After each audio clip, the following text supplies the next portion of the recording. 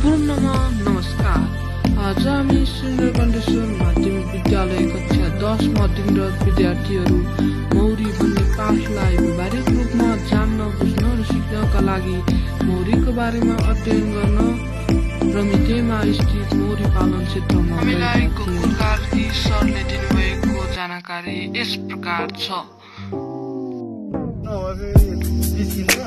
यिनीहरू तर्सिन्छ नि त एक्कासीको आक्रमण गर्न ला भनेर टोक्न आउँछ क्या, त्यही भएर यसलाई चाहिँ बिस्तारै खोल्ने कि कहीँ तर्नु त्यसरी अरू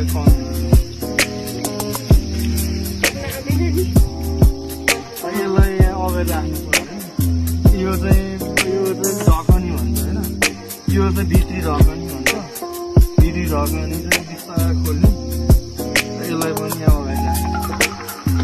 त्यसपछि यो हामीले चाहिँ यो तातो चिसो बचाउने भैँसले होइन, फेरि यसरी खोल्न नि सजिलो हो नि त। अनि यसलाई बिस्तारै निकाल्ने, यो पनि हामीले बडी बल गर्नु यसरी भयो है।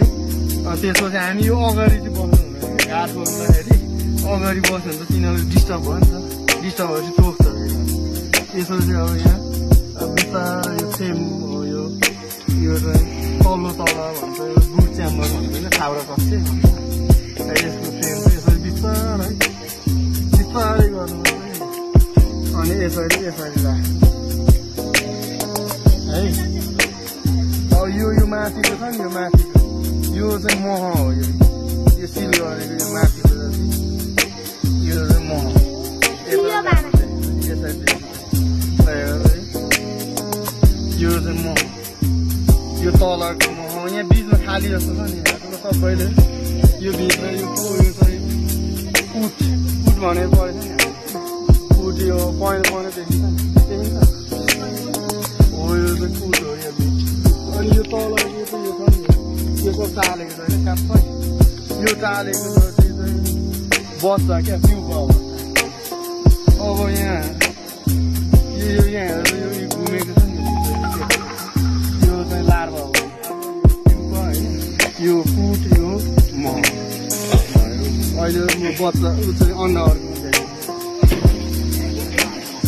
यो यसरी जसरी उठाएको छ नि त्यसरी राख्नुपर्छ, नभए चाहिँ चाकाहरू जोडिन्छ क्या, जोड्यो भने चाहिँ मर्छ नि त मौरी।